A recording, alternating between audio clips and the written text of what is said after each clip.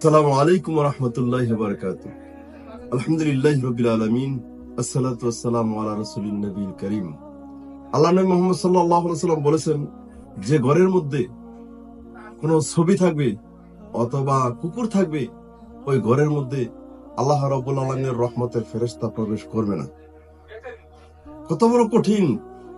আমরা অনেক সময় দেখা যায় এই আমাদের মেরিট ডে অথবা সন্তান ভূমিষ্ঠ হইলে ওই সন্তানের বার্থডে, এঙ্গেজ ডে, বিভিন্ন ছবি বিভিন্ন ভাবে ঝুলিয়ে রাখি। আসলে এটা ইসলাম স্বীকৃতি দেয় না। কখনো এই সমস্ত ছবি যদি ঘরের মধ্যে থাকে, ওই ঘরের মধ্যে আল্লাহ রাব্বুল আলামিনের রহমত থাকবে না। রাসূল কারীম সাল্লাল্লাহু আলাইহি ওয়াসাল্লাম কুকুরকে মেরে ফেলতে বলেছেন।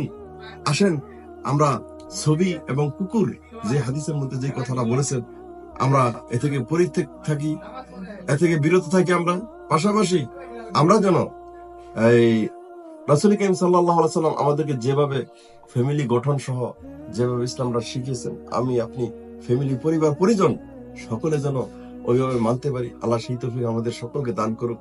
আমা তৌফিক ইল্লা বিল্লাহ। আসসালামু আলাইকুম ওয়া রাহমাতুল্লাহি ওয়া বারাকাতুহু।